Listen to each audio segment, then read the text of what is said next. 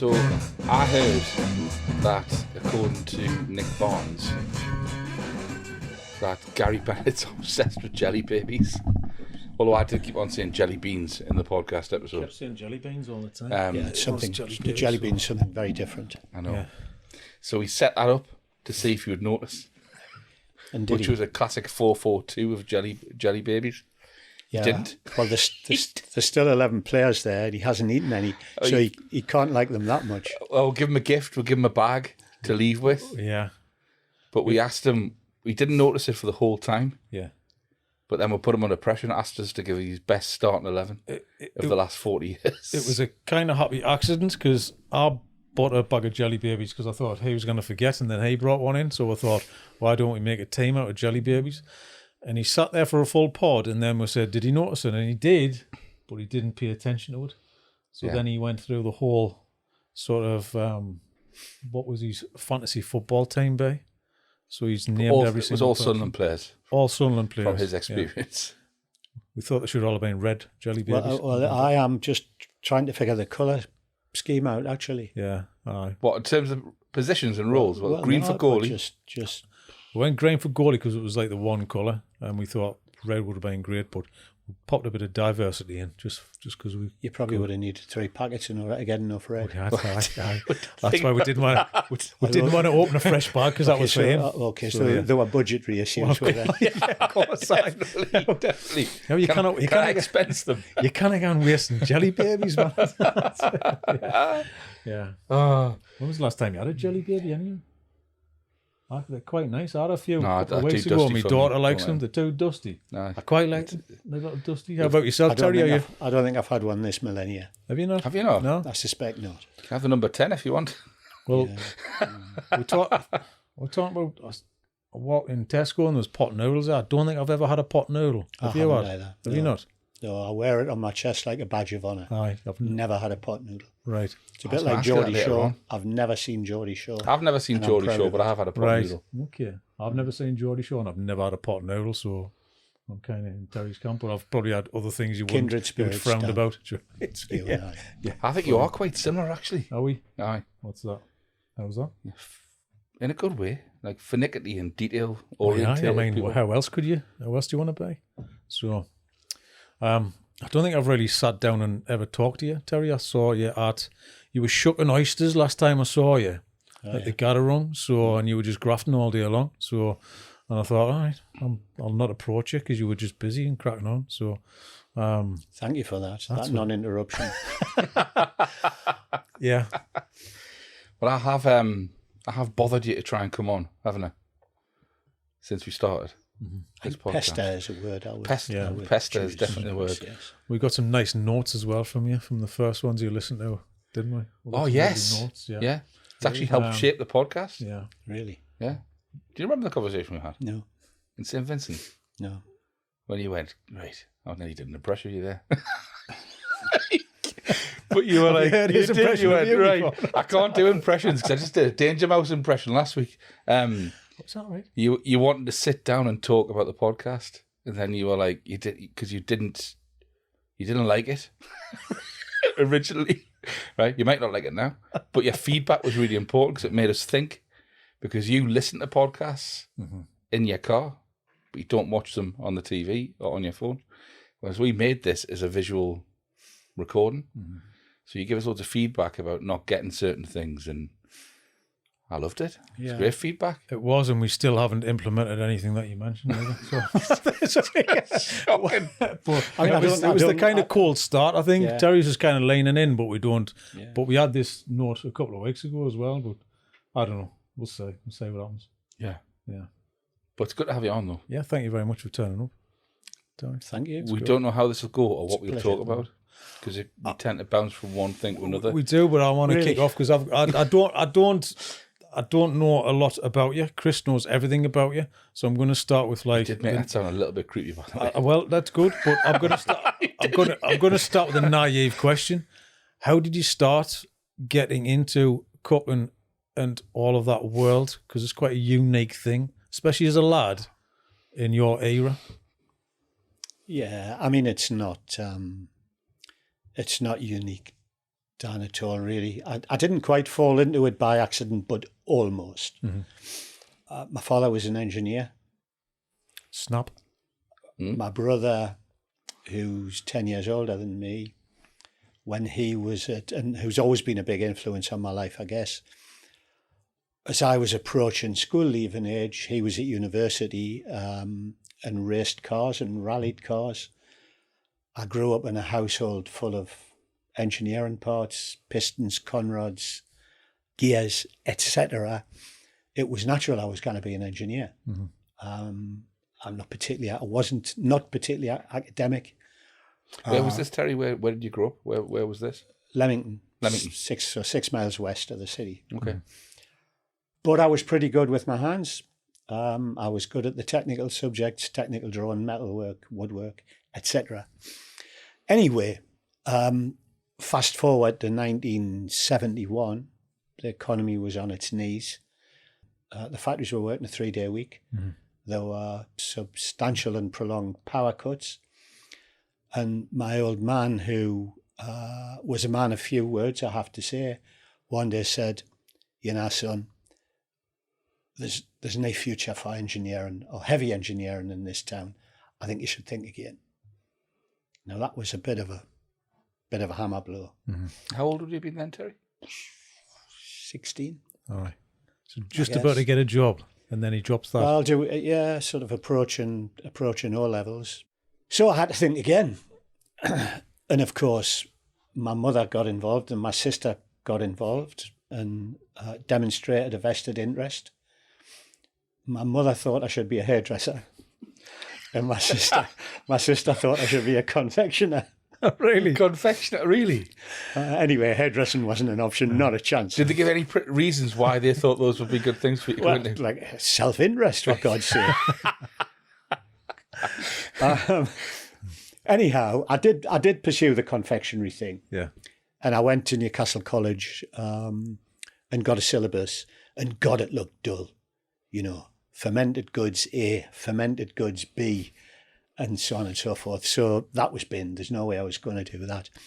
And then purely and simply a chance meeting with an ex-school pal. I ran in town one afternoon, and he was an apprentice chef at the Five Bridges in Gateshead, Five Bridges Hotel. Anyhow, a lad called Mickey Young, who's was a fireman, I guess he's retired now.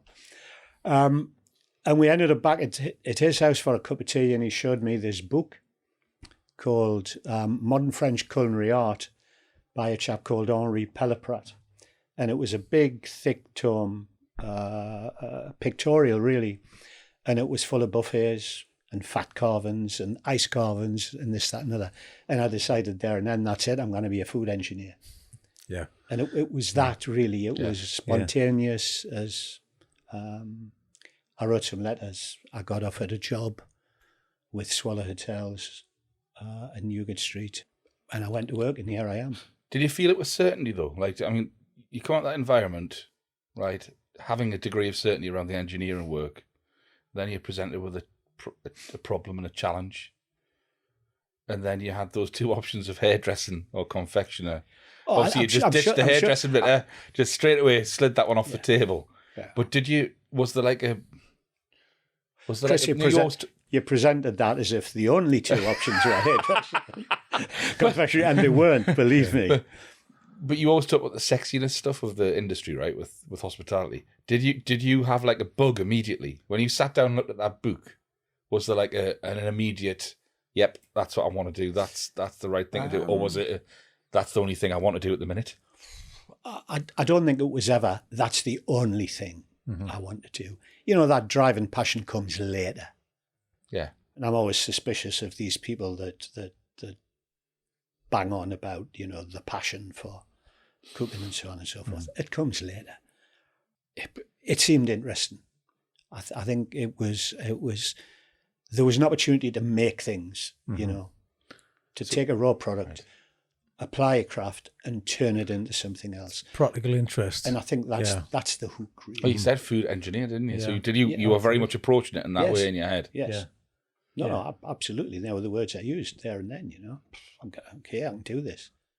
So did that obviously the first time you go into a kitchen and you realise, can I be a food engineer or am I going to be on the pots washing? Do you know what I mean? Was it that case or not, Terry, when you first started out?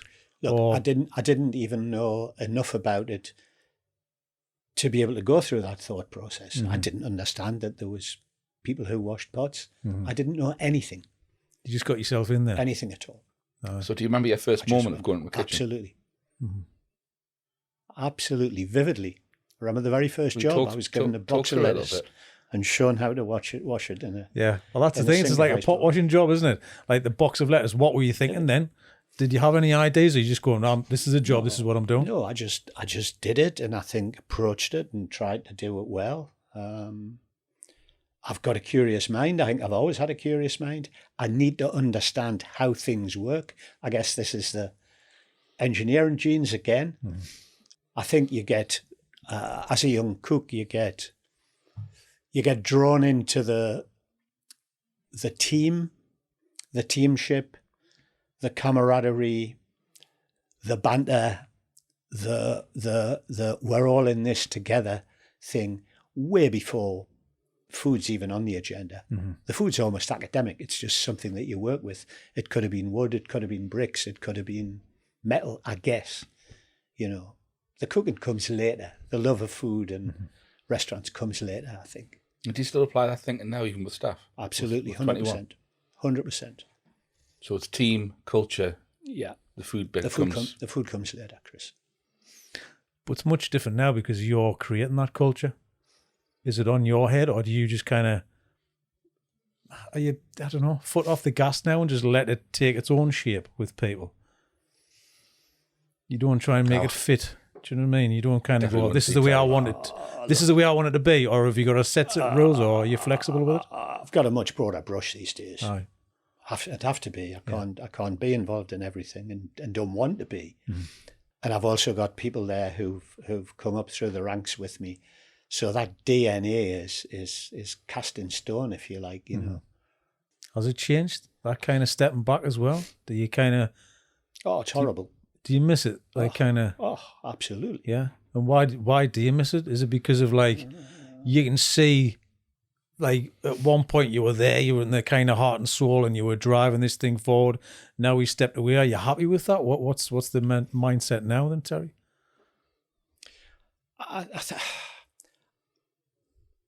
It's a straightforward question, Dan. There's not a straightforward answer. Of course, yeah. Are you happy with it? Yes. I'm 70-year-old. Okay.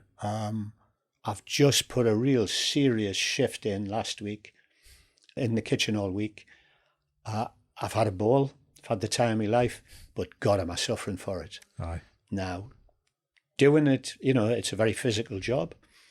Doing it as a non-issue, recovering from it is a different thing entirely. So what was that week like? Can you explain a week in the life of what you've just done? Well, there was a citywide promotion going on, this NE1 Restaurant Week, which is a huge marketing opportunity. This is how I view it. We'll get an awful lot of people through the door.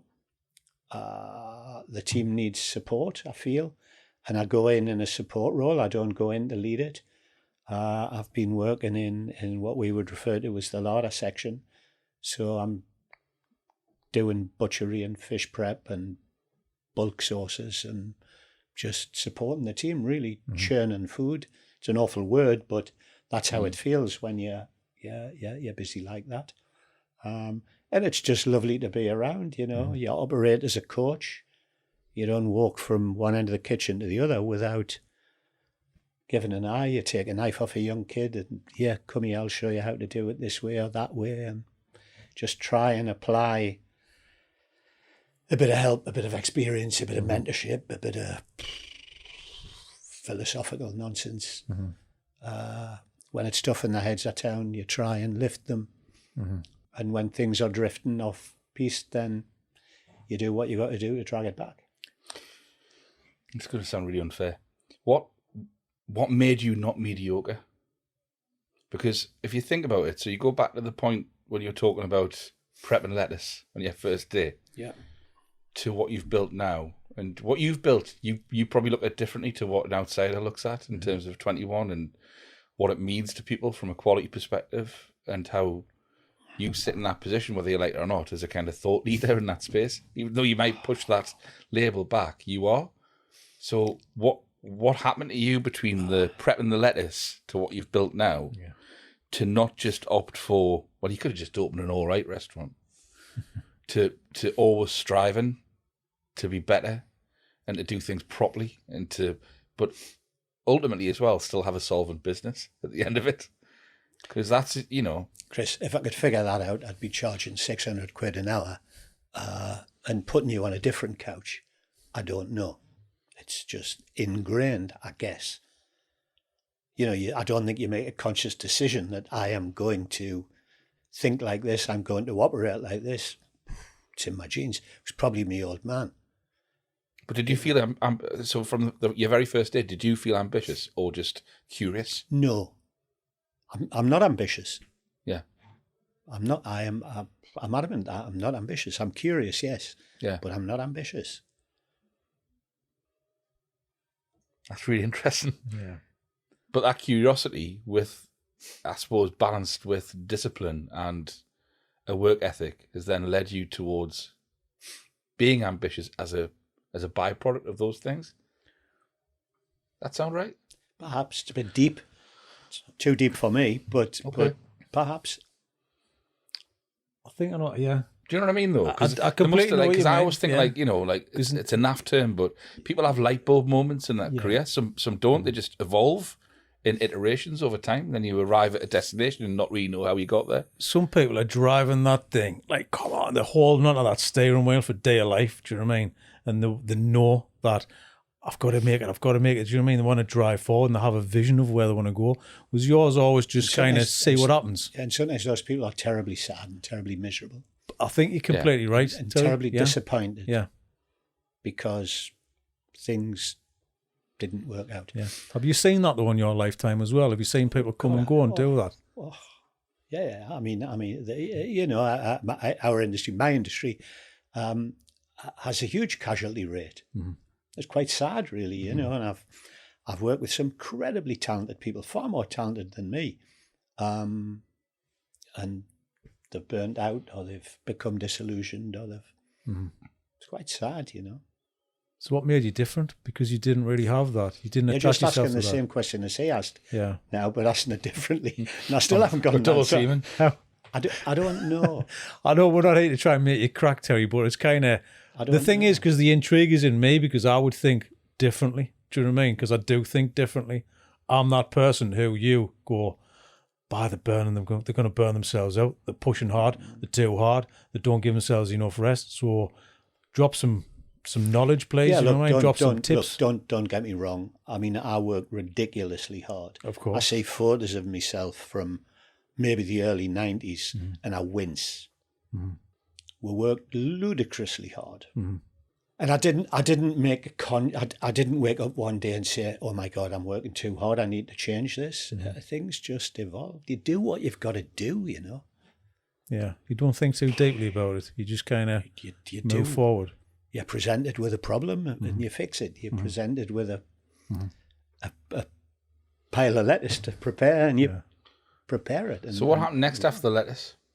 I'm going to try and take you from that point to 21. Yeah, to the cooking, right. And it's the first time you're doing something. You're getting excited about food, I mean, you've travelled, you worked at different places, you worked overseas. Okay, let's pick up on the got excited about food thing. Yeah. I'm a working class lad from a working class family. We didn't have great food at home. My mother and my sister baked. I've still got a furiously sweet tooth. But in terms of real food, didn't exist. Other than Bowers for fish and chips. Mm-hmm. I don't think I'd ever been in a restaurant, Really? Really? But I don't think that's unusual for people from my background and my generation. I end up working in a hotel. I was handling food. I didn't consume it. I didn't know. I thought what we did was great, but the reality is I didn't have a clue. I had no experience. I was unable to judge. So it was all about the craft, you know, the step by step, being able to do a thing precisely with speed. Eventually, the speed came. And then I had a huge motorbike accident when I was 17. Ended up in the General Hospital for 3 months on traction.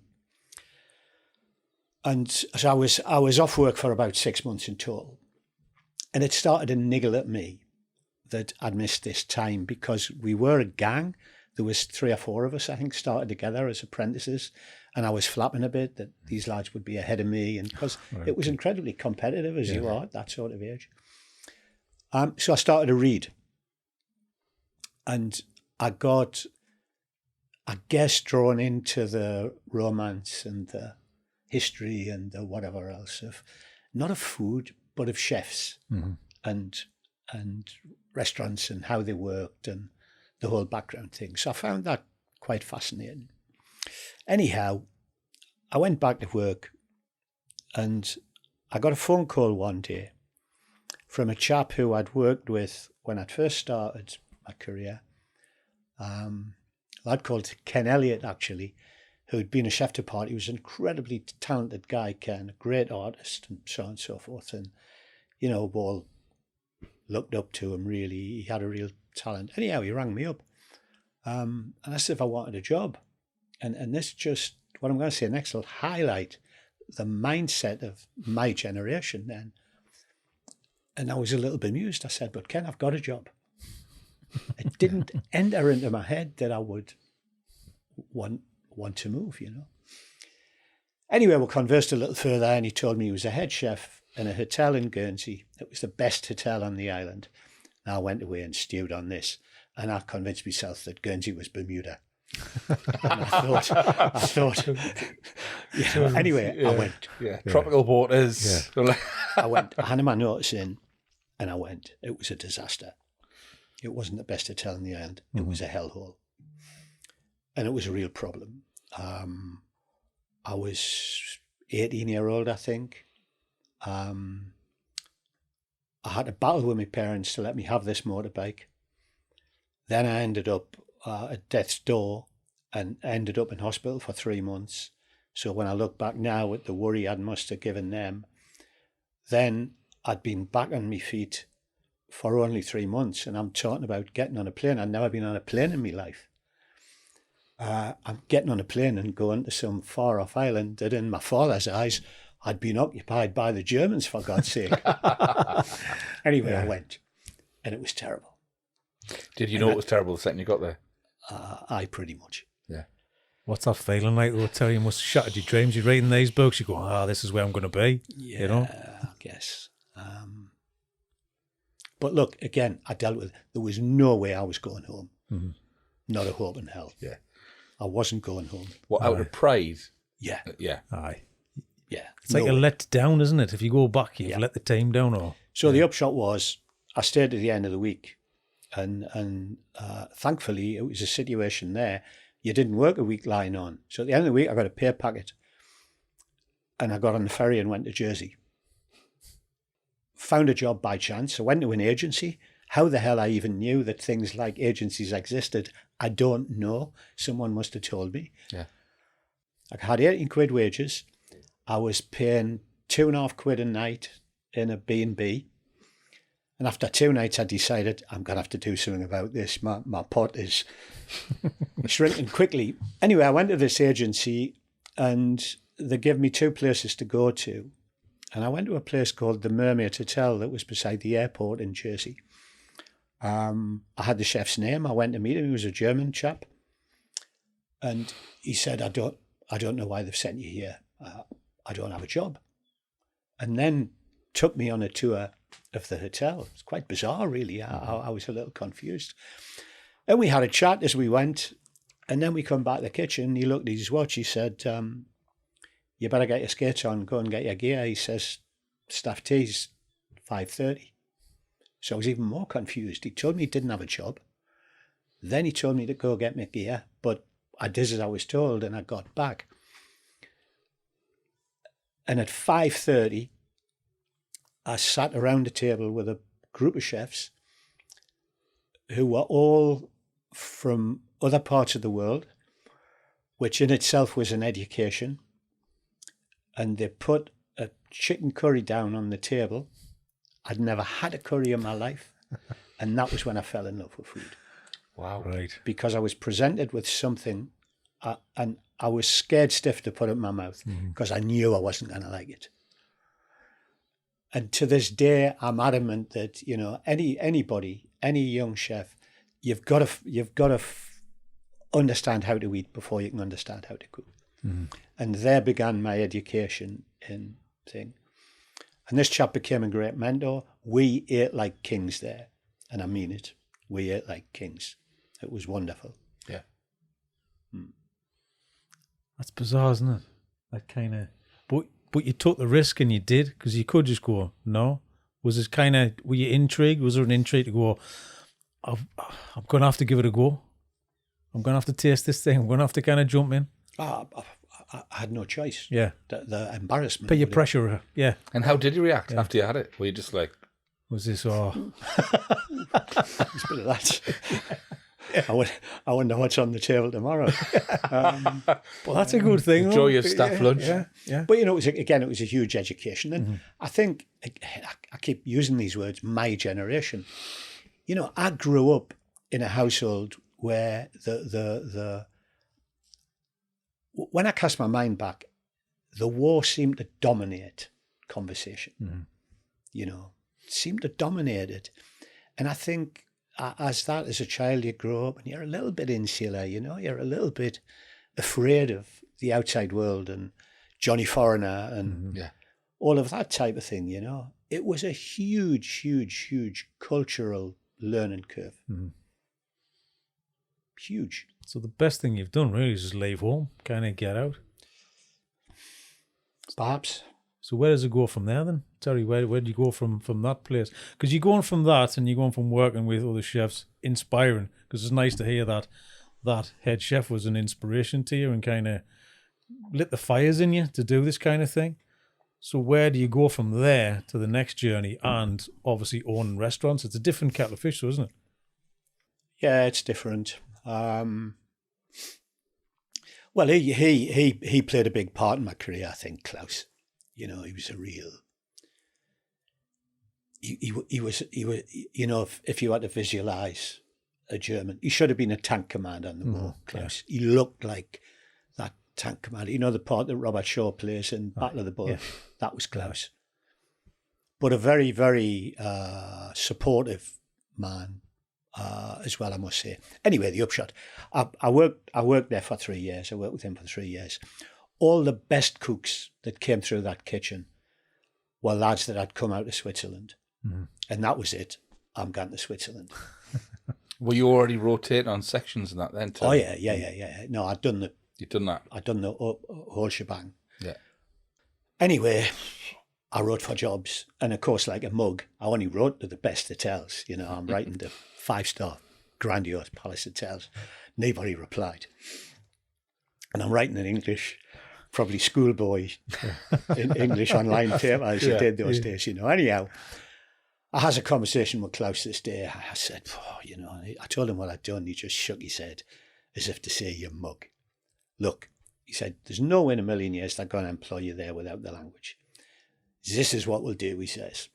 Anyway, he told me about a hotel that he'd spent time in earlier in his career, a family-owned palace hotel in Baden-Baden, southern Germany. He said, I'll sort it out for you to go there. He says, you go there, you learn the language, and that's the time to go to Switzerland. Anyway, we did this. He set it up. I went, and the plan worked like a dream. So I went and did a summer season in Baden-Baden, learnt the language, learnt the culture, and then from there I went to... That was a summer season. I did a winter season in St. Moritz after that. Wow. Then did seasons in Switzerland. Came home for 6 weeks, and I'm still here.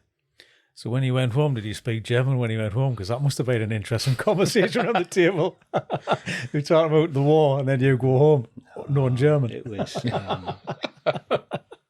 Yeah. That's great, though. I just love that. Yeah. Plus, also, I think majority of people now would be actually scared to go by themselves somewhere new and put themselves right into that. So there's something in you, more the intrigue takes over than anything else. Yeah, perhaps. Maybe it's the curiosity. I don't know. You know, I didn't find it daunting in the least. It just went and did it. You know? Aye. So you don't ever suffer like a nerve thing. You know, I guess. But on the other hand, I'd been 3 years in Jersey, multicultural. You know, the kitchen team were predominantly German speakers, German, Swiss, and Austrian lads. Front of house were Spanish, Portuguese, French, but we all worked together. We played together. You know, we partied hard there. You know, it was a real fun place to be at the time, I must say. So when you came back, you said you came back home and then you've stayed. How old were you then? Yeah, I came for 6 weeks. I don't know, 22 or 23 or something. Yeah, I had a not a great season. Nothing wrong with the work. It was terrific. It was, again, another 5-star Palace hotel. But it was a spa town. And spa towns in Switzerland, there's not a lot going on for early 20s. Yeah. Plus the lads I was working with were all Swiss lads. And I drew the conclusion at the time that the Provi didn't exist in Switzerland because they were all saving up. Yeah. You know, our out-and-out lads, sparen. They were always all saving for something, you know. Yeah. So really there was 2 of us, myself and a Swiss-Italian lad called Daniel. We were the only 2 who used to get out and about and out on the town. So you've been notorious. So the upshot was, I was earning incredibly well, you know, in relative terms compared to what you earned here. I came home with a pot full of cash. And I had a great time. That's 6 weeks. And then I ran into another lad that I had worked with initially.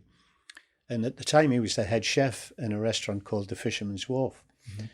And I ran into him in town on a Saturday night and a bit of chit-chat. And, you know, what you up to? He was the head chef in this restaurant. And so on. So he said, I'm really struggling for staff, Terry. We're really short. I said, I'll help you out, Rob. I'll come and help you. No, don't be silly. You know, he said, you're here on holiday and you've got to enjoy yourself and so on. So I said, all right, but look, you know where I am. Anyway, he got us out of bed at 8 o'clock the next morning. I thought, were you serious? Yeah. I said, I'm serious. If you want a hand, I'll come give you a hand. And I went and gave him a hand. And it was an incredibly interesting cultural shift. I'd come out of big teams that were incredibly professional, incredibly rigid, and we all had starched hats and said, yes, chef, a lot. And here I was in a dinky little kitchen that was the ex-vault of a bank. And it was a 4-man team. And there was just, I don't know, there was just something interesting about it, you know. The front of house and the back of house team were one. Whereas where I'd come from, if the waiters crossed that line, you had license to hit, you know. It was just a different culture. I wobbled. They asked me to stay, and I wobbled, and I made a fatal error. I went home and told my parents, and that was it. My mother started to work on me, and she made this famous statement that, you know, well, you know, I think you should stay at home and earn money. Then you can go to that St. Moritz place and enjoy it, not just be a worker there. I still can't afford it, I guess. But so that was it. I stayed and regretted it for years. Did you? Oh, God, yeah. What was the alternative? What did you think was going to happen after that 6 weeks? Or had you not really thought that far ahead at that point? Oh, I was going back. I had a job. I had a job to go to in Davos. My skis and my boots or everything are probably still there with my name on them. Still like on the shelf. Yeah. The hotel shuts up in Davos if your passengers check out. Just do that as a shout out on the podcast and see if... He said he was only going to be 6 weeks. It'd be all right if they'd give you pay. You might turn up and make us look at all this pay, that you've accrued since you went home. Yeah. That's brilliant. So how did you work through the regret though, Terry? I mean, like, were you resentful about it? Did you kind of No, I was never resentful, Chris. I was always going back. Mm-hmm. Yeah. I was always going back. And, I mentioned the sort of anxiety that crept in, the paranoia that crept in when I was in the hospital and I felt that my career was regressing or at least it wasn't developing. The same thing kicked in, and I started to read, and I was much more advanced, of course. I was more comfortable with restaurants, so I could research, and I came to the conclusion that, I haven't got a master chef to guide me and mentor me any longer. I'm going to have to find another way. Mm-hmm. They made me head chef at 23-year-old. I didn't After have how long? Well, I did a winter, and then I went away and I did another summer in Jersey. Yeah. Then I came back. I was going to go to a job in Switzerland, in Villars. I decided it was time to learn French properly, and they taught me into it again. Shows you how weak-willed I am. So I was 23, I think. Give me a head chef's job. I didn't have a clue, did I? And it's the sort of gang mentality. You're the leader of the gang because you're either the fastest runner or the best fighter. Yeah. I was the best cook. You'll do. But you do what you can and you try and grow into it and learn and so on and so forth. It's an interesting time. Yeah. So did you feel, like you must have subconsciously over that time and all the different experiences though, and working with Klaus, and you're magpieing all the time. You pick up bits along the way, don't you? And I think you do. You absorb it. I don't think magpie is the right word, Chris. You absorb it by osmosis. It's what you do, and you become it, or you become a product of it. All of those experiences. So I'm going to say this because you said you weren't ready, but so when did you move from feeling like you were in slightly of an imposter situation as a head chef to feeling like you grew into the head chef? Still not. Or you still at that point? Still not ready. Still inflicted with working class insecurities and prejudices. That really intrigues me, that, because I'm wondering whether that is how much of that drives what you do. Oh, all of it, I think, probably. Yeah. Yeah. You've got to think about the situation. So, here am I, this working class kid from a council estate west of Newcastle. And, don't get me wrong, we didn't grow up in poverty or anything like that, But then I leave school, and maybe 4 years later, I'm stood on a buffet in a 5-star hotel in St. Moritz, dealing with people with unmeasurable wealth, and you cannot help but feel insecure and feel not worthy, And that's one of those peculiarities, I think, of our industry, that you have young working class people almost in a service element of the industry, except that upstairs and downstairs of the lines have been blurred, if you like. So it was very much that, we used to go to here's a bit of a story. So on a Friday night, we used to go to the King's Club in the Palace Hotel in St. Moritz. And the Palace is, and still is, Google it, Bad Roads Palace Hotel. It's one of the number one hotels in the world still in terms of pomp and ceremony and so on and so forth. We used to go to the King's Club, which was the nice nightclub in the basement, on a Friday night. Whoever was off on a Friday, it was their job to get in the car, go across the border into Italy, to Livigno, which was one of these peculiar tax-free zones, a bit like Andorra and whatever else. buy half bottles of spirits, you'd bring them back, and then it was 11 francs for a Coca-Cola. Now I used to go there on a Friday night with a half bottle of whiskey, buy one Coke, and that used to last all night. But that 11 francs was still about 3 days' wages. But we had a great time. Hobnobbing. Oh. Yeah. I mean, but did you want to, like, I'm saying this from my own experience of having worked front of house, Yeah. you know, and had a restaurant, and like, was there ever like a punching up or punching down thing? Like, what I mean is, when you're class conscious and you're serving people that are so, like you said, immeasurably out of reach of where you're at financially and culturally or economically, when I asked about resentment, did you feel like you were completely different to those people? Did you aspire to want to be like them, or did you feel like you were serving them? No. Or, you know, like... No. I think, you know, what it was an enormous challenge. Mm-hmm. And we needed to navigate. I felt needed to navigate that. Need to learn how to navigate that. And what happens, you become pretty savvy, you know. Mm-hmm. You become pretty good at reading people, I think.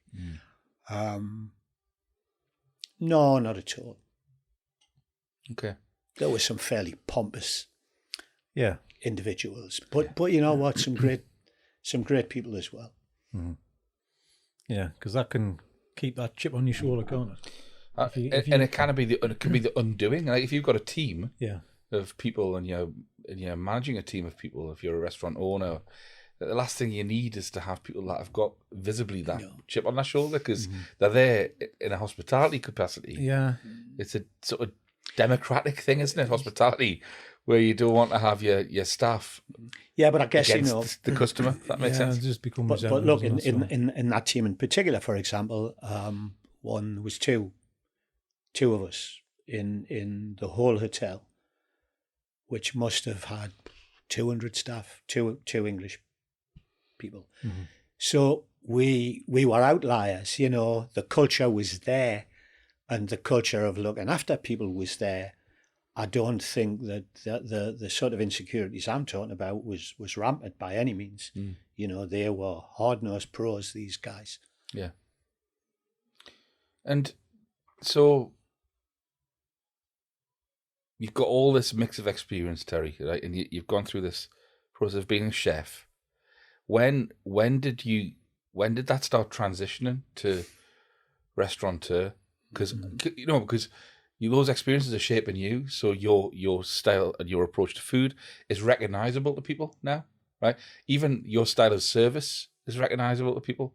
I used to say to people, if I went to a toilet, I could tell it was one of your places, right? So you've developed an identity as a restaurateur, as an operator. When do you remember when you went from just being a chef to actually, I'm going to start putting all these things together? Mm-hmm. It's quite a leap, isn't it? Oh, it's massive. Yeah.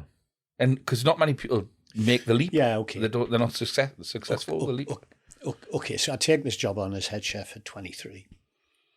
Then the people I worked for bought another restaurant, which became the Fisherman's Lodge in Jesmond Dean. And the Dean, yeah. And I ended up going there. I didn't open it, but it was about 6 months in. I went across there to lead that team, and it coincided with them developing the building a little further and opened 2 private dining rooms, and I'd had quite a bit of experience of that type of thing, etc. So I went, and it was a natural progression. You know, I'd learned a bit. I still had a lot to learn, but I learned a bit. And I went there for 2 years, and I was going back to Switzerland. I lifted my head 8 years later and thought, crikey. Mm-hmm. And it went over like that because it was great. You know, we achieved so much. We were a team of 3 on the day I started. We were a team of 13 in the kitchen the day I left. It was deemed the best restaurant around. And did that restaurant incubate quite a lot of people that you saw in the regional scene, so to speak, over time? Yeah, I mean, what we did at Queen Street to a degree was a follow-on from there. Contemporised what we were doing there, I think. So anyway, 8 years later, I raised my head. Oh, dear me, it's time to move on. It's time to go back. I wanted this, I wanted that, I wanted the other. And I'd learned a lot more about food. The restaurant industry had moved on immeasurably in those 8 years. Communications had opened up.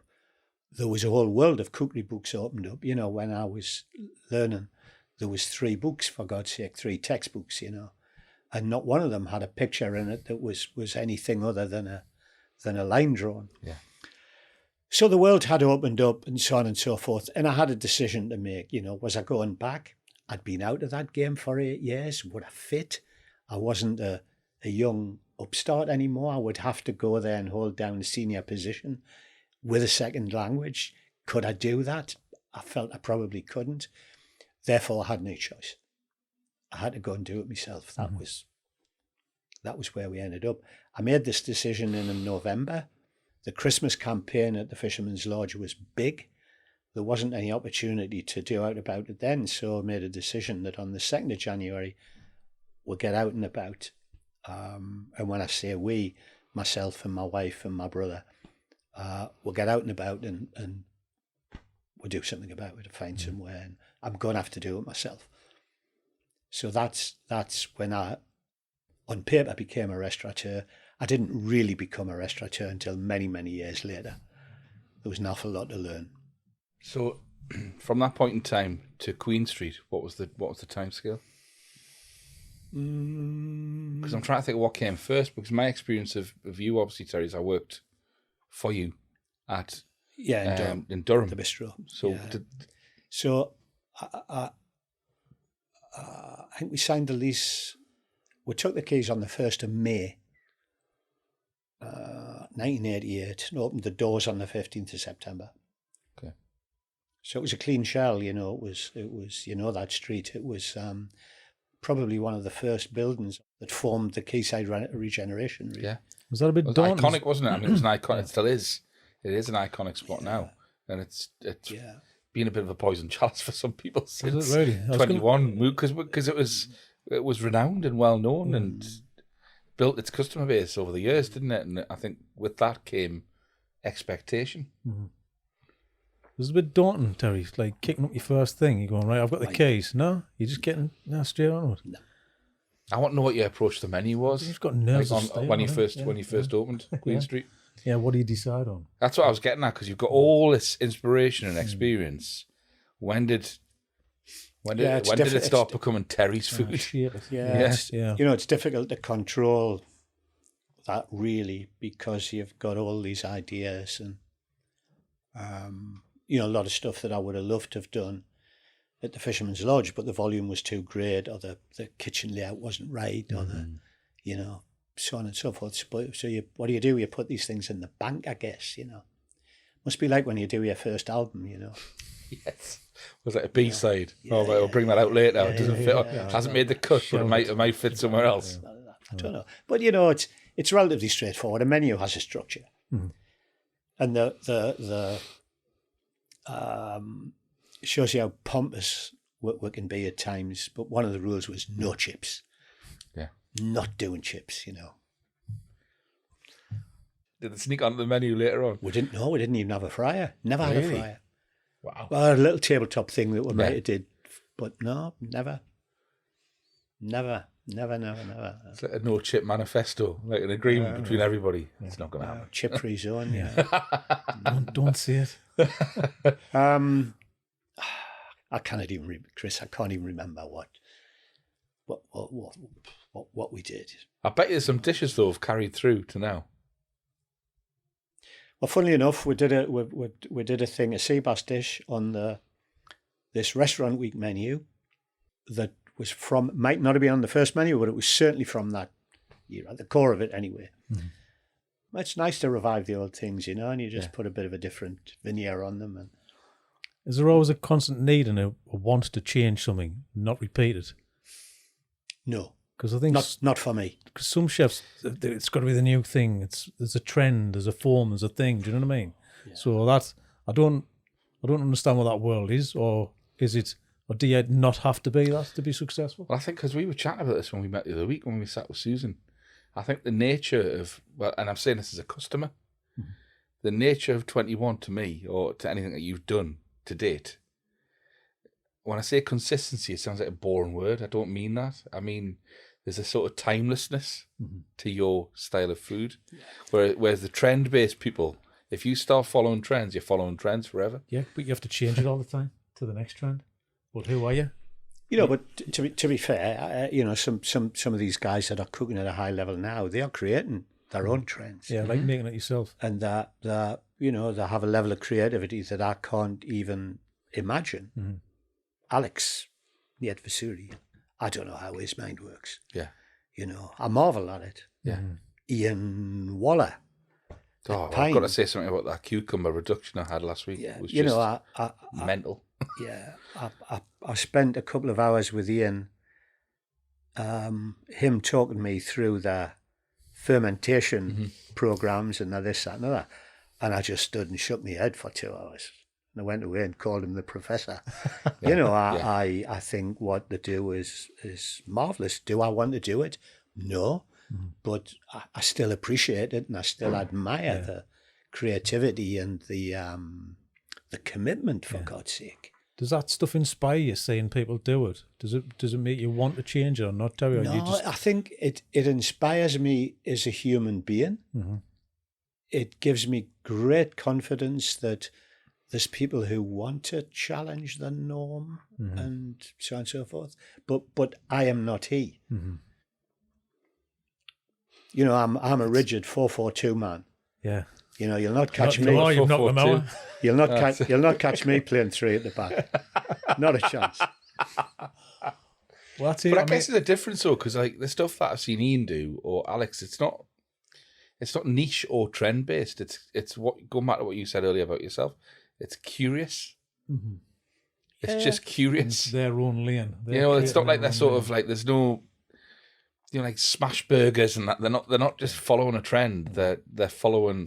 You know, I guess exploration. I guess. I guess it's an extension. I said a little bit earlier. I need to understand how things work, and I'm not comfortable until I get to that point. I guess that the way they think is exactly that. They've got to understand you know, and the difference is that generally I would figure it out, understand how it works, and apply it. Perhaps their approach is they figure it out, then they bin it, they move on to the next challenge. You know. Yeah. But I don't know. It's hard to. No, but I'm just thinking though, because sorry. No, I'm going to go to like industry more. Well, I was going to as well. I just want. So I'm going to go back to the fact that if you hadn't been an engineer, or of an engineering mentality, do you think that could have been the difference to you not having a solvent business? You know where I'm coming from? You know, like No, you've haven't got a clue. because you've got the balance of creativity and discipline. You've obviously got to make a restaurant work fiscally and financially, right? And that's a really tough thing these days. But you've managed to embed those things. I mean, it might be the people you work with, the people you surround yourself with, your wife, your brother. You've got a team and a group of people who are, you know, spinning plates but getting the balance right to make the business successful, right? You could cash all the chips in just to be creative, right? But then abandon it being, you know, financially stable as a business. Yeah. But you've been methodical in the way you think about what you're doing without it being dry and that's robbing the creativity out of the business. Do you know what I mean? Like, so if you've been a romantic and not of an engineer mentality and you approach it differently, you might have been the most creative, curious chef in the world, but not had the longevity of what you've got now. Yes, I think I understand your words, but I'm not necessarily buying into your sentiment. I think, let's assume I was that romantic. And in order to achieve consistency and longevity, I had to play an unnatural game, I'd be pretty miserable. Yeah. I think one would be better off trying to fulfill your dream and failing than not trying at all, or trying to whatever. You know, it's not all about business, you know. Yeah. And do you say that to your staff? Because that's a powerful message, that, what you've just said. do you try and instill that type of thinking into the culture of the business, even though that might mean people might move on, you might not retain them, they might ish, Chris. Look, you know, we look. We've discussed this many times. My view on the kitchen is that it's the football pitch. Why? Because it's a team game, and that team has to have a structure. Mm-hmm. And for all you may be an incredibly talented right winger, I need you to track back, Dan. Mm-hmm. And if you cannot track back, then you don't fit into the structure of the team.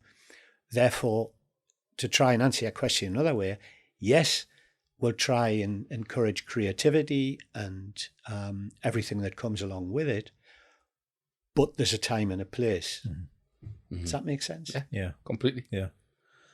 Yeah, it does. Sorry, go on. No, I was just, because you were talking about that, for me, it's very much some people have an emotional attachment to something, and that's not good for business. I think sometimes you've got to understand both hats, you know. There has to be a want and a need and a passion for it, but you can't go all in with that, because that obsession will drive the business down. Do you know what I mean?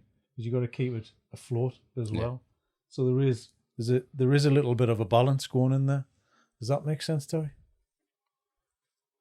It makes sense, but you know what? I think a lot of people overthink it, you know. I'm probably overthinking it right now. You know, go to work, do a good job. Yeah. Attract customers. Mm-hmm. If you do a good job, you're going to attract them. You need to attract enough to fill your seats. As long as you fill your seats, you're going to generate enough cash. You've then got to have a strategy to hang on to it. Mm-hmm. What's complicated about that? Yeah. You've got to have a blind faith in starting something, though, because it's quite a risk, isn't it? Especially now, you think. Oh, yeah, absolutely. Yeah. Blind faith. I had blind faith. People ask me, you know, were you daunted by it? Were you worried about it? Mm. No. Why? Because I had blind optimism with a chunk of ignorance thrown in. I didn't have a clue what I was doing, but I had people around me who were incredibly supportive and still have. You know, could I have done it on my own? Not a chance. Mm-hmm. Not a hope in hell. You know. And I think often when people fail, it's more often than not that they don't have the talent or the commitment or the willpower. They just haven't got the support network around them, which enables them to focus on the stuff that they know. I mean, I joke and say that I spent the best years of my life in a basement kitchen with white tiles and fluorescent lights. I joke, but I'm actually on the money. That's the truth. Well, I sat around the staff lunch table at 21 a couple of months ago, and one of the guys was talking about some restaurant that worked and how horrible the customers were. And I shook my head and I said, you know, Nick, we never had customers like that. And he looked at me over the top of his glasses. I said, what? He said, go on, you daft sod. He said, we just didn't tell you. Yeah. You know, yeah. You know, you mentioned service there, the 21 style. So it's not my style. It's Nick Schottle's style. Yeah. You know, I'm socially inept. But I've always had a man at my right hand where he can deliver that sort of thing with consummate ease, you know. So when did you Nick meet then? When did Nick come into the world? The Fisherman's Lodge. Yeah. He came as a very, very young. I mean, he was 21 when we opened Queen Street, you know. Yeah. I employed a man as restaurant manager. He was 21-year-old. Wow. It just seems unreal. But we did it, you know. But it's equally unreal that you're still together, the same team. And that's unheard of. And that's what makes it feel different. Yeah, it feels different. You know, I think complementary disciplines, complementary personalities. I've never felt the need to get involved in that. The front of the house is his domain. I have an opinion, don't get me wrong. But yes. I was going to ask Terry now, because it's quite a big word, hospitality, isn't it? And it's it's a difficult time, I should say. Am I right? Yeah, I was going to say, how How do you see it at this present moment? Have you got hope for it? And what's your thoughts on it at the minute? What it's going through? It's challenging. It's probably as challenging as I've ever known it. And I've been through a few difficult times. 92, wasn't it, when we had Black Wednesday and the interest rates went to 15.1% or something. Yeah. Bizarre, and it was tough on the back of the first Gulf War. 2008, the financial crash. Oh, well, yeah. We took a big hit and it was incredibly difficult. This one's different. COVID as well, though. That was another bump. Well, I mean, to my mind, we're still suffering the aftermath of COVID. Yeah. Yeah. It's we're in the wake of COVID. Because that's where the financial thing comes in, doesn't it? Yeah, Now we have to pay for that. Yeah, it's difficult. It's tough. It will sort itself out. I keep saying this. We're still trying to figure it out. We are. Touch wood. There's no real shortage of customers. The costs have escalated out of all proportion. We've just got to keep trying to figure it out. Try to be more efficient. I think we've put our prices up to about as far as we can go. I suppose on a positive note, even though there's very little profit, if we've got turnover, we've got cash flow, which buys time to figure it out. Yeah. So I think a short-term game would be folly. We're playing a bit of a long game. We need to learn how to be cleverer, be more efficient. But, being more efficient sometimes would demand huge investment. Restructure a kitchen with different kit, restructure the dining room to which isn't an option. We're still learning. Yeah.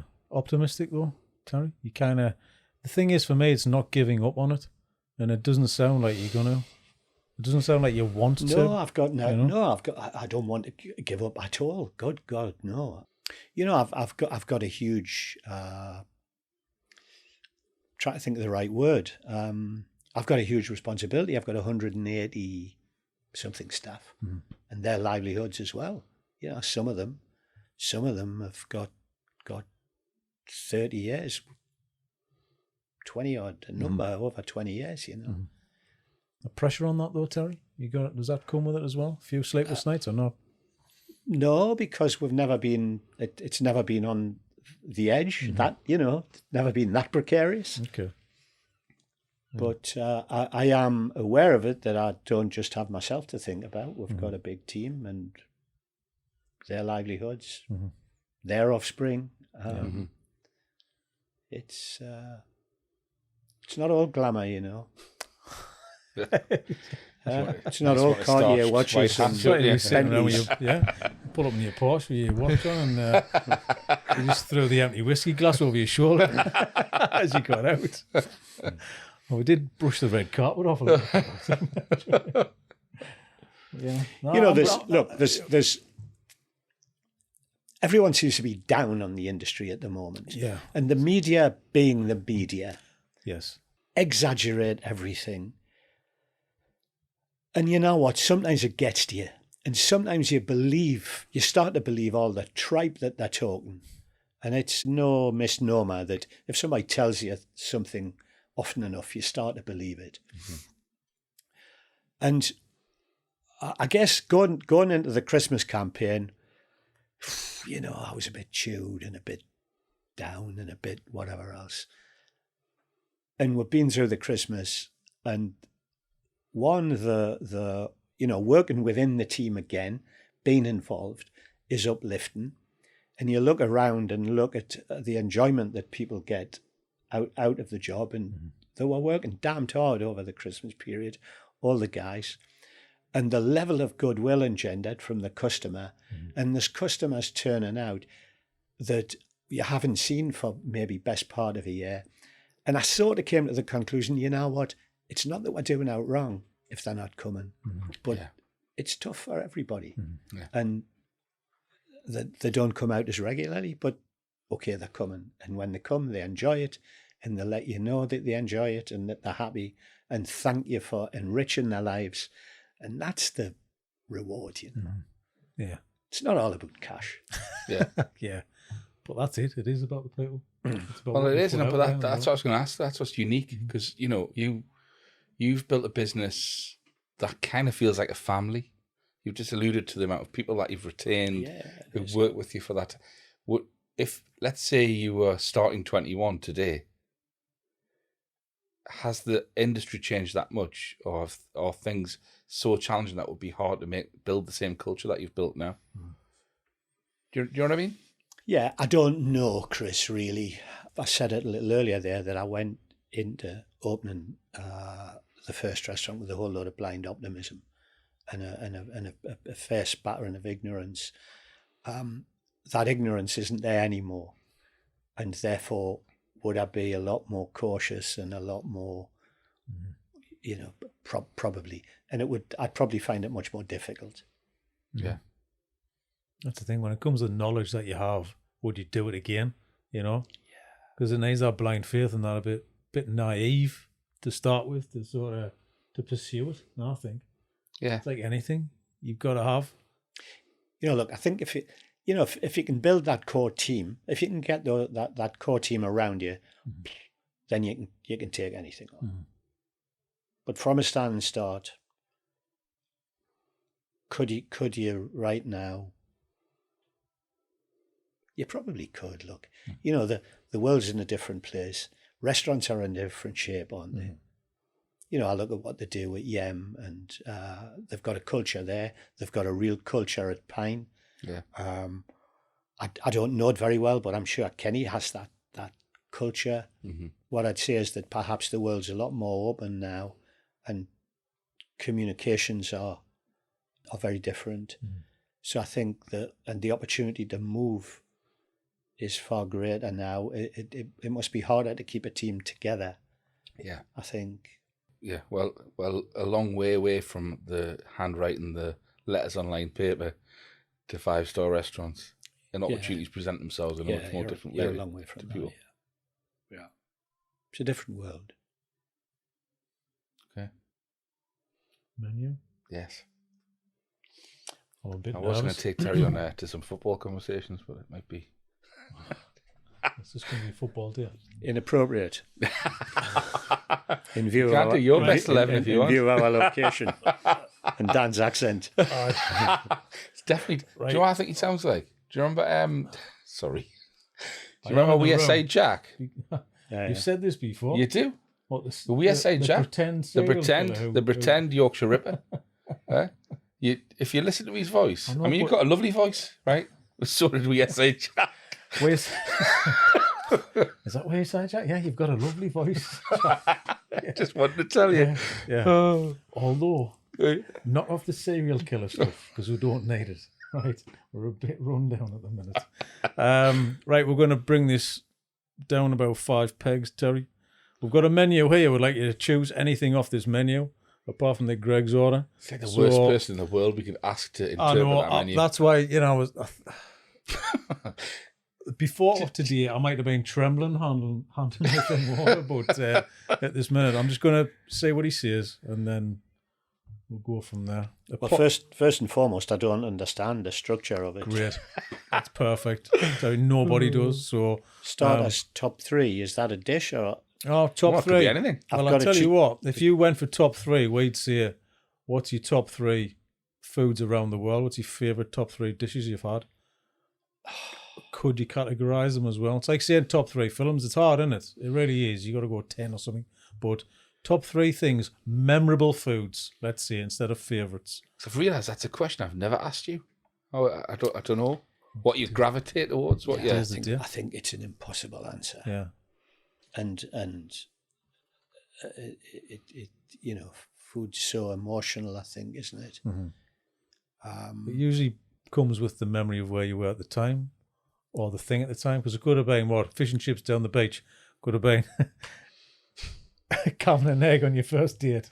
Yes. Yeah, but you've summed it up there. Fish and chips at the beach is very different to fish and chips in the heart of the city. Completely. Yeah. An oyster on the seafront in Brittany or the west coast of France is very different to an oyster in a restaurant in Paris. Yeah. We always say a beer tastes better on holiday because it does that. It's the situation. Yeah. You know, that lovely kind of condensation running down the glass, and it's warm. It's a different situation to drink that beer than, you know, down the local under the dim lights and it's half warm, you know. You need to change your local time. Well, that's probably the reason I don't drink anymore.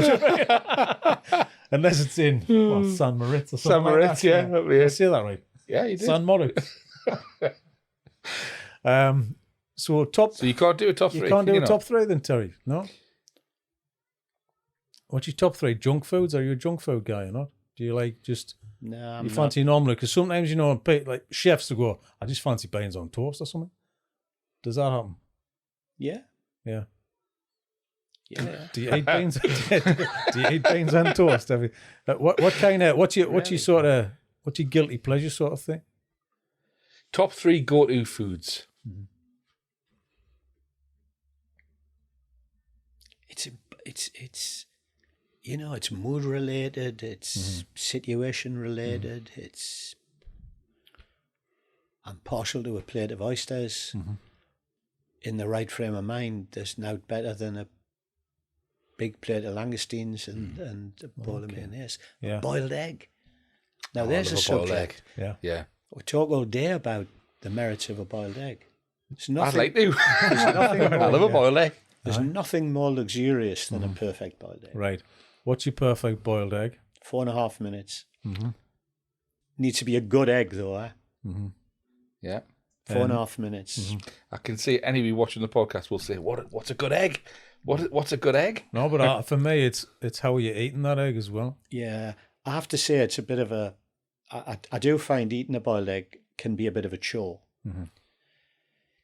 You know, it's an undertaking, isn't it? Because you've got your toast cut into soldiers, and it's a nightmare trying to butter a soldier. Oh, it is. Because It becomes really brittle. And then, okay, you dunk the soldier in, but there's never enough soldiers to complete the egg. Yeah. So I find I end up with the teaspoon in, and then trying to chivvy a teaspoon onto a soldier. Yes. It inevitably falls off. Yes. Yeah. Or you try and fold the soldiers as kind of like sandwich. But okay, we're getting a bit silly here. No. That's No, not this this is serious talk. business. This, mate. This is serious business. You know, it's a wonderful thing about it. Well, I was going to jump in on this one because childhood technique, you do the middle strips of the toast. That's for the dipping because that's got the most butter on. And then on the edges, they're always a little bit thicker. So that's when you do the scoop. And the scoop on there, it's a wider, so kind of half the egg sits on quite well. It's not getting the little bit of eggshell on it. You got a diagram That's to the go with trick. this. It's getting the right spoon to scoop as well. Of course, what they do in southern Germany, they're clever, you know, these Germans. For breakfast, you can order what's referred to on a menu as 2 Eier im Glas, 2 eggs in a glass. So what you get is like a Sunday glass, you know, with 2 boiled eggs in there. So you get your spoon in and chop it up, put a knob of butter in and give it a grind of salt and pepper and the job's done. That's the way to deal with it. That's it. That's nice. So I like that. That's the way to deal with it. Because when you mentioned boiled egg, I'm like, right, I was thinking in the hand, not like with the soldiers and stuff like that. Yeah. For me, it has to be slightly warm, a little bit of salt on straight in. Yeah. But you've eaten the salt, so you need the salt again, tap, to get the next bite. Yeah. So, but you can do a boiled egg in 2 bites. Yeah. But you see, if you're doing it in 2 bites, you're depriving yourself of that elongated pleasure of messing on with giving it a grind of salt each time. And Right, okay. Yeah. But the experience of eating the egg. Yeah. It's, I mean, we've mentioned this before. I think the eggs are probably the most versatile because you can do a lot with just the egg, the scrambled, the fried, omelette, the boil. Do you know what I mean? supremely Parboil. versatile. Yeah. So it's a very clever thing, It's the great. egg. So for Yeah. one, I'm a big egg fan. one on all thing, levels. one ingredient, I would go for egg. You know, stuck in a desert island, I could eat eggs pretty much. It's a new quite menu often. question. Yeah. Desert island ingredient. Desert island food. The one thing you could have on the planet would be egg. Yeah. Yeah. We have mentioned pork before because of bacon and pork, sausage, all that kind of stuff. Yeah.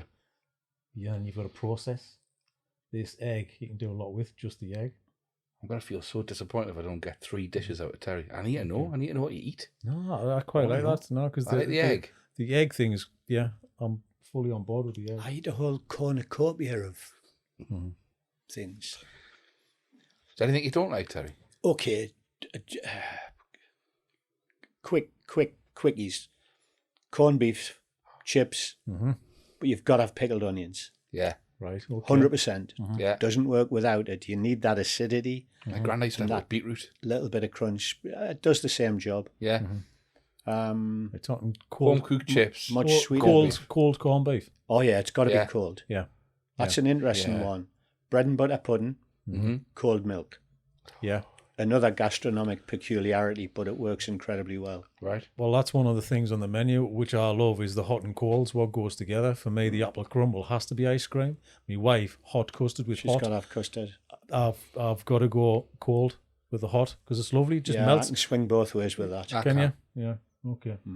I do like that. But we used to have like ham and chips. So like saute out the tin ham, Yeah. chop that up with the chips. So you got the hot and cold there as well. Yeah. A little bit of ketchup. So very similar to the corned beef. What type of tinned ham was it? It actually might have been Marx's. Marx's tin ham was quite nice back in the day. You used to just go through a whole tin. Was it like a sort of peck type thing? I like a peck, but it's like, so you level up on the peck. Yeah. So, but yeah, it was always nice. My granddad used to slice peck onto a plate. Enlighten me, peck. Peck chopped pork. You know, the tins. Oh, okay. it's Yeah, like yeah, He'd yeah. slice that up. Yeah, yeah.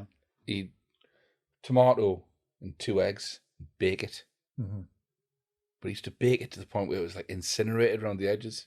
So you had to really work Yeah, yeah. to It's get a the edges granddad off. thing. It is, isn't it? So asking for the burnt rolls. I used to tin ham and a toasty, cheese and ham toasty. Yeah. My kids are just starting to eat them. Hey, toasties, we used to live on them as Yeah. kids. Like that and the corned beef and onion, like Terry said. So, Social club classic, that. it is a social club classic. Yeah, corned Okay, beef so pie. you're putting a round slice of tinned ham and a square slice of bread. No, I'm chopping it up. So I go to the edges. Oh. So I'm kind of halving it. So the flat bits go around the edges. Hey, Terry, Efficient. there's no. I need a mouthful of everything Efficient. all the time. So yeah, it has to be. I hate that, especially when things leak out. It's your zero waste policy. Zero waste policy with everything. Yeah, I'm very efficient and thorough. But we've covered quite a few things. On We'll that, have, like, so- we've danced around, but I want it because, Oh, come on so, then. I'm sorry. Sorry, go So, experiences then, I'm still on the top 3 thing, of places that you've dined at in your lifetime, what stands out as the most experiential thing? And it could be a combination of food and the front of house or the place. Yeah. Or, Yeah. like, so for instance, I've got memories where, like, I've had, like, an octopus tentacle on a plate in Greece. And all it was just grilled with a bit of lemon and sea salt. That was a memorable meal for me. Have you had moments like that? Okay, yes, but too many to mention. And I think, your favourite, I think the trying to establish the best is impossible. Yeah. You can only look to establish the favourite, and invariably the favourite is the most recent great experience that you've had. Yeah. Yeah. So I can chart that one. Okay, back end of the summer, we were in the south of France in Provence, and went to a place just outside of Saint-Rémy-de-Provence called Bistro de Paradou. Didn't quite know where I was going. Had done a bit of research. It read quite well, but I never ever read the detail. Anyway, we went. We went for lunch on a Thursday, I think. Booked, went. It had a terrace that seated 170 people outside this place. In we go. It was bustling. It was an unusual but a healthy mix of people, some that were clearly locals, some that were clearly affluent holiday makers, if you like, and all mixed bag. We sit down at the table, anyways, a young waiter appears, and he'd asked what we like to drink, and I jokingly said, well, we're in Provence, we'll have a couple of glasses of rosé. He just shook his head. And I mean, I didn't know what the hell was coming. No glasses here, he said. Only a bottle. Okay, so I took a bottle. That's cool. Anyway, he came wanting to take the order. I said, well, I haven't got a menu. And he just pointed over there. So I had to get up, walk 30 yards, and there's a blackboard on the wall. And it was effectively a dish of the day concept. Set menu, choice of starters. There was either snails, escargot, which are a fixture. Apparently, they're there every day. And the other starter that day was a sort of a grilled aubergine with tomatoes, really standard Mediterranean fare. Then a poulet de Bresse en broche, so a spit roasted breast chicken with cream morels and tagliatelle, which we took. Then one of these places, they come and dump the cheese board on your table, and the cheese board's probably 3 foot by 2 and packed, and you get a knife and you've got to get stuck in before they take it away. And then there was a choice of dessert. Real classics, œuf à la neige, crème caramel, barbaro rum, all the sorts of things you would expect. And the experience was just wonderful. It was packed, it was bustling. €75 all in. Wow. You just couldn't do it. If I was going to do a restaurant tomorrow, it would be that concept. We went back 2 nights later, and it was a roast leg of lamb, also on the spit. So each day they changed the main course and they changed the starter. But, in difficult times where the payroll cost is really a problem these days, to be able to operate like that and still generate that excitement and that goodwill and that feel good, it would be lovely to run a restaurant like that. But you couldn't do it in the city, is my view. It would have to be a neighbourhood sort of thing. Yeah. You could do it up the coast in Bamborough or Beadnell or lovely, lovely, lovely thing. Sounds incredible. I love the self-assuredness that, there's no menu. You've got to go and have a look over there. Oh, you just have, Get up, go and have a look. Employ a road guide is the point. But yeah, it was one of those funny things, and they got the pitch just right. He wasn't rude. Yeah, I know. But he was pretending to be rude. Yeah. Do you know what I mean? Yeah. It was all part of the show. It was all part of the act. Just a little snooty. And Confident. It's lovely when these people, they've got a twinkle in their eye, you can have a bit of banter. A bit of cheeky. I like that. Okay. No, I get that. I like that. Yeah. Sounds wonderful. See? It does sound wonderful. Yeah. So go. I don't know. It sounds nice, doesn't it? So, yeah. Next question. It's probably, So am I supposed to just pick something here or what? I was going to say last meal. Last meal? Yeah. I think we should just ask the questions instead of having the menu. It's a moment of confusion, I think, Terry. Yeah. We've never had anyone turn it over. What would your last meal be? I'm going to take that back off you, Terry. You had 2 courses. The last thing you're ever going to eat, what would that be? 2 courses. 2 courses, yeah. And this is a tricky one because I've got a sweet tooth, so I always good dessert.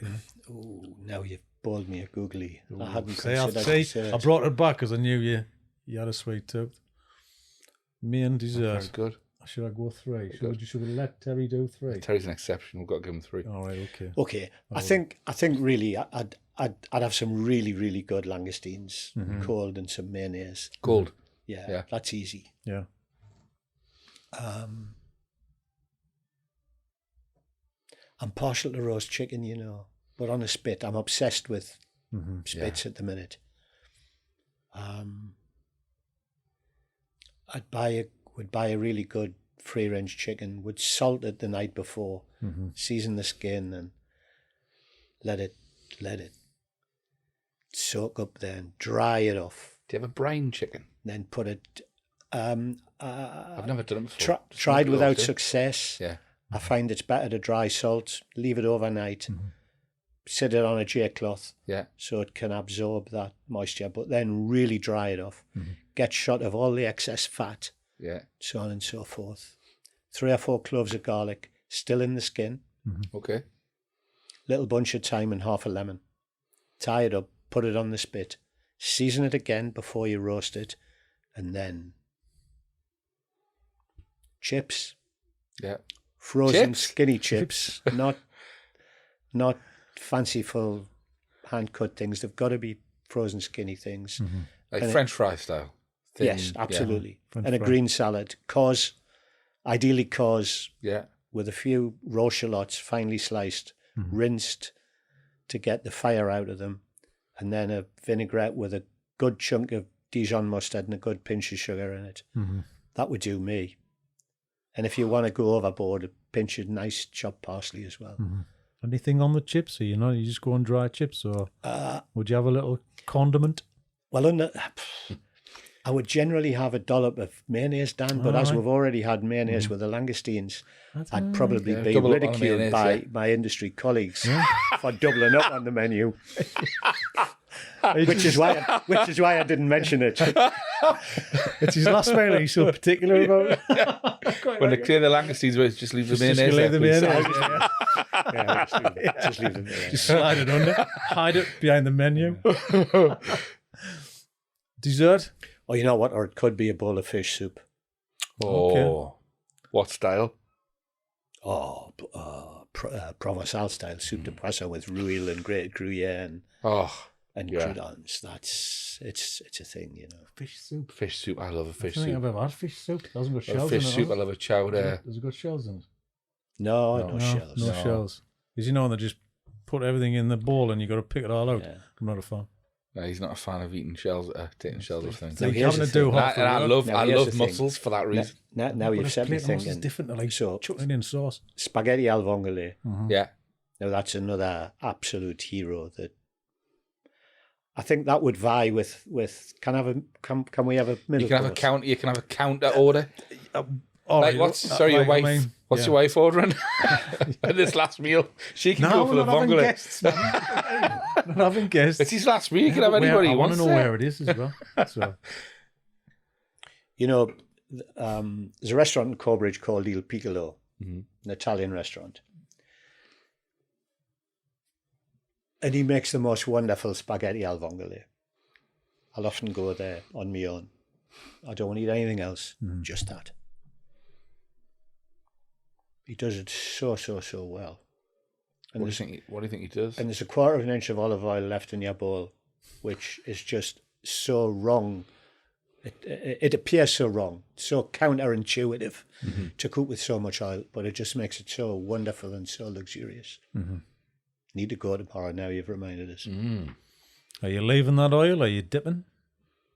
Or will you go? Yeah, you go in after with your bread. Yeah. Well, that's the thing. It's kind You of. can't leave the oil in the bottom, mate. You've got to go for it. Just wondering. That's a little gift. At the But end, I isn't think it's another wonderful. Sits alongside the roast chicken and the boiled egg. I think it? Okay. Which parts of the chicken you have? By the way, I didn't ask that. I take the leg. I Just go for the generally- leg as well. Yeah. Yeah, I take Leg the and leg. thigh. Yeah. Thighs are the best. Not really interested in And chicken claim breast. Like. claim the winglets as well. Yeah. Yeah, definitely. Yeah, they are little bonuses, aren't they? Oh, they are. When it's your turn to dissect the chicken for Sunday dinner, I love dissecting. I think chicken. that's the sort of builder's rights, when you just like, I'll have those bits. No Yeah. one else can have them. Yeah. Because it's got that little crispy bit of skin on. Best bits. Yeah. Chicken skin. Are you a fan of chicken skin? Absolutely. Yeah. Dessert for that top meal, that last meal, sorry. Oh, I think I'm having a creme caramel, Yeah. especially as we've had a middle course, so I need something light Okay. to finish. Of course. Yeah. What, you having a drink with this as well? Ooh, that's interesting, isn't it? Well, it needs to be something white, I think, but with something with a bit of body for to deal with the chicken. Don't know. It's got to be it's probably a Chardonnay from Burgundy, and I suppose we're splashing out, right? Because it's last one. that's Go your for it. fine. Yeah, Go for it. Go for it. Aye. yeah. Well, it's probably a bottle of Merceau or Poulny Montrachet or something. I'm just working out From a whether good anybody's house. going to watch this and replicate this last meal. No, but I'm gonna bring this down like a burning ship. So what's your Greg's order then, Terry? Well, and this isn't unusual. It's not unusual that I might get to 4:30 and decide, stroll on, it's 4:30, I've had now to eat. And of course the kitchens are closed. If I'm on the quayside, the kitchens are closed at that point. So Yeah. go to Greg's. I'll have a sausage roll, a bag of plain crisps, and a bottle of Oasis. Okay. Standard. It's a really particular order. Is that your standard? It's the standard. Plain crisps, sausage roll hot. I don't do flavoured crisps. No. Not at all. No. I think they're an aberration. Why so? Terry? Why just kind of, you just pointless. Even salt and vinegar. Would you class that as a flavoured crisp? It's just one of my working class prejudices, I guess. Does there need to be a reason? Brilliant. That's why prejudices are called prejudices. They're wholly irrational. Oh, you can keep your highfalutin flavoured crisp. I'm going standard. Yeah. That's brilliant. Absolutely fantastic. Excellent. Thanks, Terry. Terry, thank you so much. Absolute That's pleasure. been excellent. Thank you. Pleasure. You're very welcome. Right, good stuff.